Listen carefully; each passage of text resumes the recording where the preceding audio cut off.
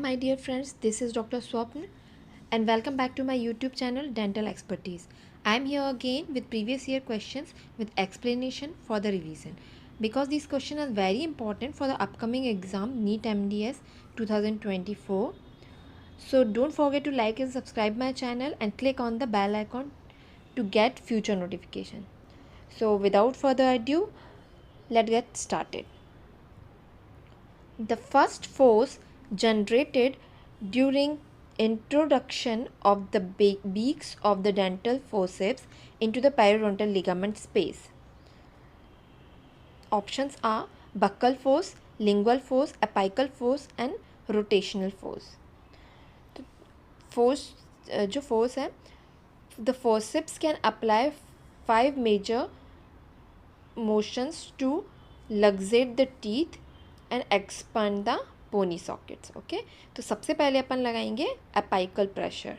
तो आपसे यही पूछा गया है कि सबसे पहले फर्स्ट फोर्स कौन सा जनरेट करेंगे during the introduction of beak, यानी जैसे कि फोर्सेप्स है उसकी बीक्स अंदर जाएंगे तो वो टूथ में सबसे पहले कौन सा फोर्स लगेगा.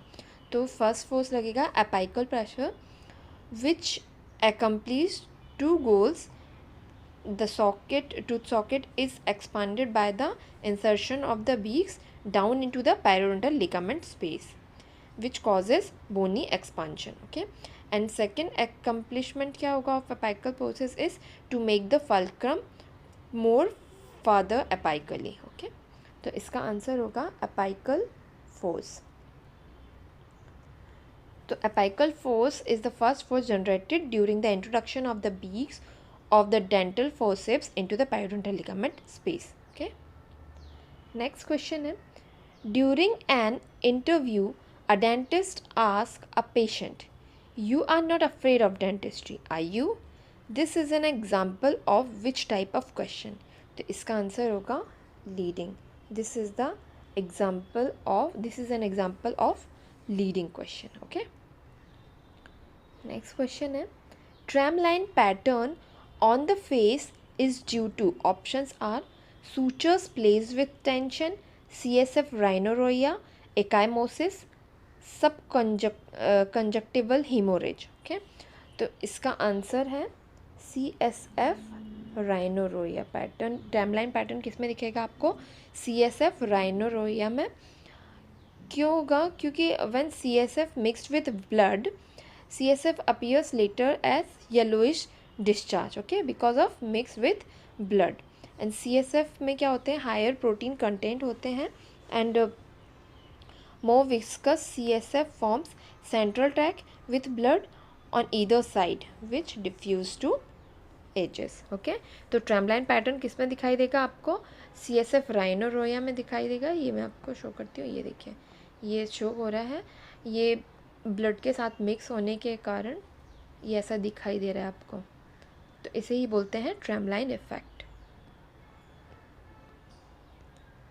नेक्स्ट क्वेश्चन है, forward and medial displacement of the condyle in condylar fracture is due to.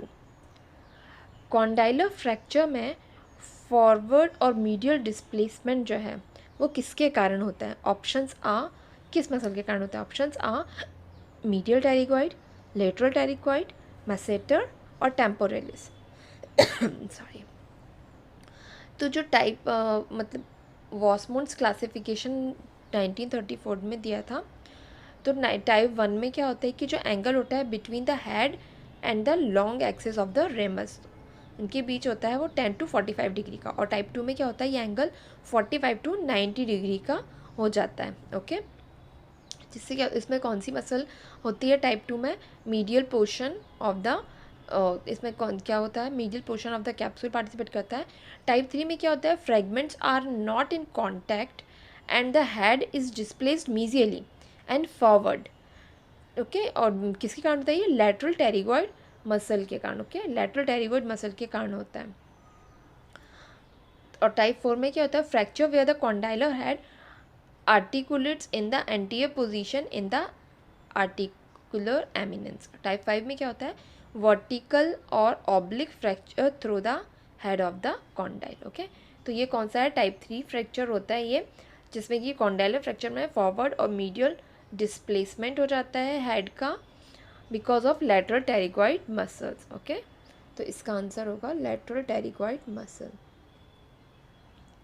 Next question है a bilateral mandibular nerve block option A is dangerous as patient may swallow tongue. Sorry, it is not contraindicated, it will lead to space infection or should rarely be performed.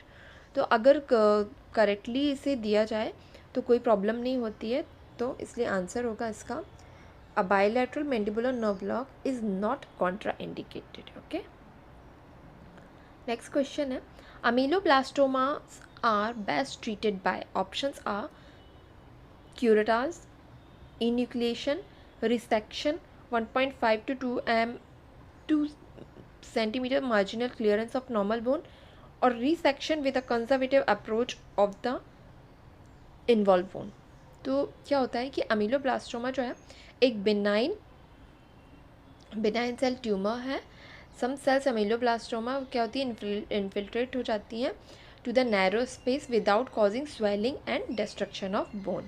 Okay, that's why simple curettage or enucleation of lesion cannot be done due to high recurrence. Okay, तो उसमें curettage और enucleation करने की ज़रूरत नहीं होती है, नहीं कर सकते हैं। तो इसमें क्या करते हैं सर्जिकल रिसेक्शन करते हैं with small normal tissue is the best treatment. Okay, तो इसलिए कितना होगा रिसेक्शन होगा 1.5 to 2.5 सेंटीमीटर का मार्जिनल क्लियरेंस। ओके, तो इसका आंसर होगा resection. Ameloblastoma are best treated by the resection. Okay,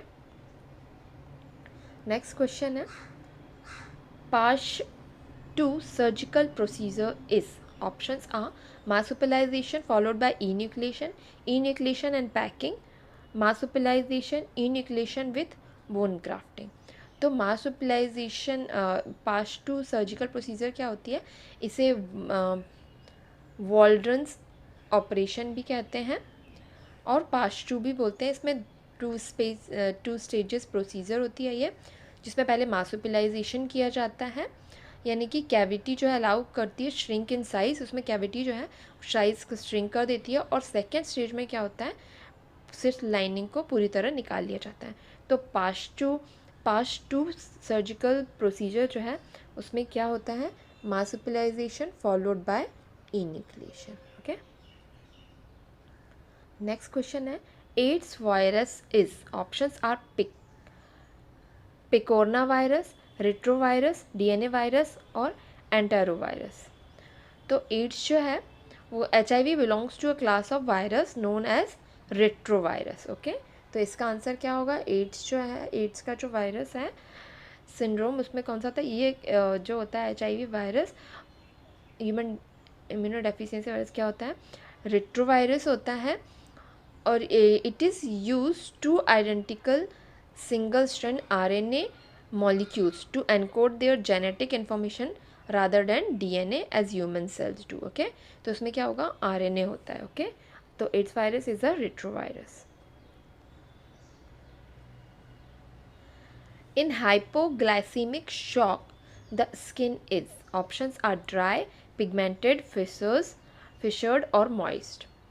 तो ये आपको साइन एंड सिम्टम्स दिए हुए हैं, तो कैसी हो जाती है हाइपोग्लाइसेमिक में पेल हो जाती है, कोल्ड हो जाती है, क्लैमी स्किन हो जाती है।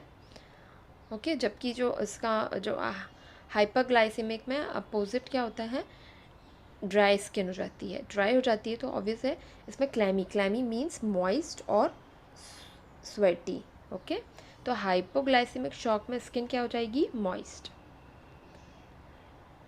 Which of the following drug is not available in emergency? Options are diclofenac sodium, hydrocortisone, nitroglycerin और adrenaline.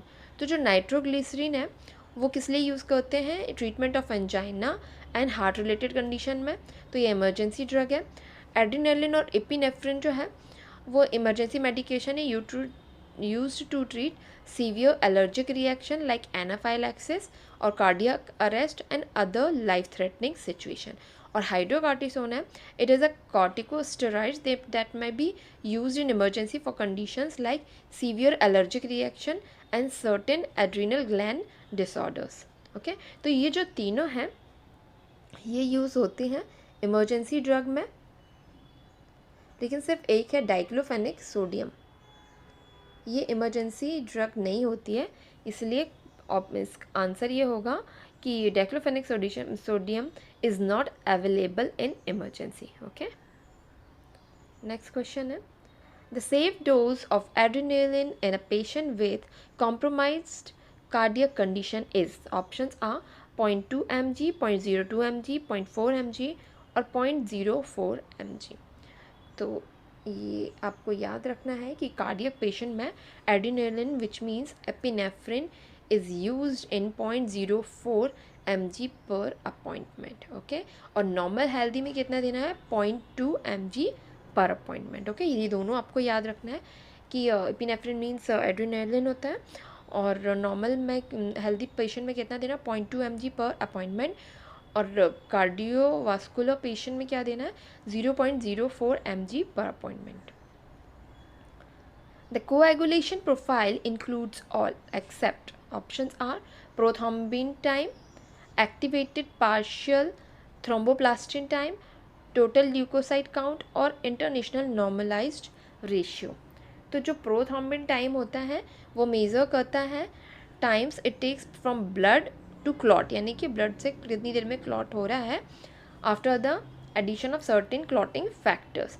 तो ये आपको पता चलता है उससे. ओके और एक्टिवेटेड पार्शियल थ्रोम्बोप्लास्टिन टाइम में क्या होता है ये मेज़र करता है कि जो ब्लड है वो क्लॉट हो रहा है but by the intrinsic and common pathway, मतलब कितनी देर में मेज़र होता है इंट्रिंसिक पाथवे में और कॉमन पाथवे सॉरी. और इंटरनेशनल नॉर्मलाइज्ड रेशियो में क्या होता है ये स्टैंडर्डाइज्ड वे है to expressing the prothrombin result often used when monitoring patients on anticoagulant therapy. Anticoagulant therapy पे अगर पेशेंट होता है तो कितनी देर में क्लॉटिंग होगी ये पता चलता है. तो यानी ये तीनों चीज़ जो है वो coagulation factor, total leukocyte count जो कि total number of white blood cells बताता है ब्लड में, तो इसलिए कोएगुलेटिंग सिस्टम में ये डायरेक्टली इन्वॉल्व नहीं होता है, तो इसलिए इसका आंसर होगा टोटल ल्यूकोसाइट काउंट. ओके तो coagulation profile includes all except total leukocyte count. Next question है the disadvantage of gutta percha as obturative material is. Options are biocompatibility, difficulty of preparing post space, solubility in chloroform and xylol, lack of rigidity in smaller size. गट्टा पर्चा का as obturative material में क्या disadvantage है तो ये advantage और disadvantage ये show किया मैंने. बायोकम्पैटिबल है, कंपैटिबिलिटी लिखा है. ओके इनर्टनेस है, डायमेंशनल स्टेबिलिटी होती है, टिश्यू टॉलरेंस होता है, रेडियोपेसिटी होती है, become plastic when warmed and non solvents होते हैं इसमें क्लोरोफॉर्म, जाइलिन, यूकेलिप्टस ऑयल और can be sterilize in 5.25% sodium hypochloride for 1 minute. Okay और डिसएडवांटेज क्या है lack of rigidity and lack of length control. तो इसका आंसर क्या होगा the disadvantage of gutta percha as obturative material is lack of rigidity in smaller size. Okay ये इसका answer होगा. नेक्स्ट क्वेश्चन है क्लास 6 कैविटीज और restoration includes. Options are proximal surface of anterior teeth, proximal surface of posterior teeth, gingival third of all teeth और incisal edge of anterior teeth और occlusal cusp height of posterior teeth. तो ये पूरा मैंने आपको chart दिया हुआ है जो आपको हमेशा याद रखना है. क्लास 1 में क्या होगा पिट एंड फिशर्स होंगे occlusal surface of the premolar and molar में and buccal and lingual pits of the molar and lingual pit near the cingulum in the maxillary incisor. Class 2 में क्या क्या होगा found on the proximal surface, mesial and distal surface of the premolar and molar. Class 3 कौन सा होगा जिसमें कि cavities जो है वो फाउंड होगी on the proximal surface of incisors and canine. Okay mesial and distal surface की बात करें, proximal means वही. Okay class 4 found on the proximal surface of incisors, canine but also will involve the incisal edge. Okay, इसमें proximal surface तो होगी, incisal edge भी involve होगी class 4 में। क्लास 5 में क्या होगा, जिंजाइवल थर्ड इन्वॉल्व होगा of the facial and lingual surface of the any tooth. Okay, ये भी आपको याद रखना है, कई बार क्लास 5 पूछा जाता है। जिंजाइवल थर्ड में कभी कभी ऑप्शन दिया जाता है सिर्फ मोलास और प्रीमोलास, लेकिन यह एनी टूथ के लिए जिंजाइवल थर्ड होकर काउंट होगा। क्लास 6 में क्या होगा, incisal edge of the anterior teeth and occlusal surface of the posterior teeth. तो ये होगा क्लास 6। तो अपन को क्लास 6 पूछा गया है, तो इसका होगा incisal edge of the anterior teeth and occlusal cusp height of the posterior teeth. Okay, the walking bleach technique options are use heat treatment, requires patient to report in 24 hours, can be done in poorly obturated canal, or use mixture of sodium perborate and H2O2। Okay, तो इसमें क्या होता है, ये most common technique होती है। इसमें सबसे पहले क्या होता है, रबर डैम एप्लीकेशन होता है, फिर 2 nm ग्लास आयनोमर और कैविट। सबसे पहले ये आपको दिया हुआ है, सबसे पहले क्या होगा, रबर डैम आपने अप्लाई कर दिया, फिर 2 mm ग्लास आयनोमर और Cavit should be placed over the gutta percha. यहाँ पे ये गट्टा पर्चा यहाँ तक फिलअप है, उसके ऊपर डालना है आपको cavit gutta over the gutta percha to the level of CEJ यहाँ तक। ओके, फिर इसके बाद प्लेसमेंट ऑफ ब्लीचिंग मटेरियल, यहाँ पे ये डाला अपन ने CEJ तक Cavit, then place the bleaching material, ये ब्लीचिंग मटेरियल है on the facial aspect of the pulp chamber, then cotton pallet placed behind the bleaching material, okay, and recall after 2 to 7 days। okay, तो ये होती है इसकी procedure. तो ये इसकी टेक्निक है, ये मैं आपको पूरी टेक्निक बता चुकी हूँ।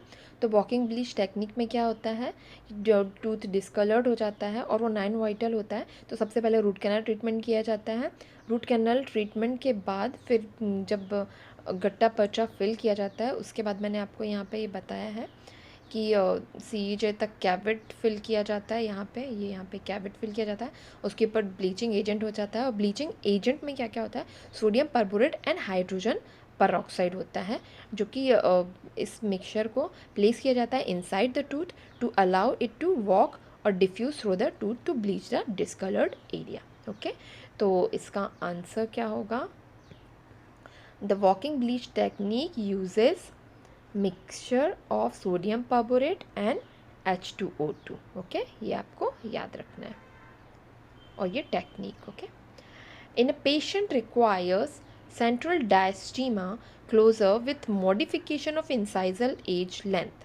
Which of the veneer preparation design is most suitable? Options are window preparation, butt joint incisal preparation और incisal overlap preparation। okay? तो इसमें क्या होता है, patient requiring central diastema closure and modification of incisal edge length। ठीक है, तो इसमें central diastema closure करना है और इंसाइजल एज को लेंथनिंग भी देनी। ओके, तो मोस्ट सुटेबल वीनर प्रिपरेशन कौन सी होगी, incisor overlap preparation. Okay, diastema closure के लिए कौन सी होगी, इंसाइजर ओवरलैप प्रिपरेशन।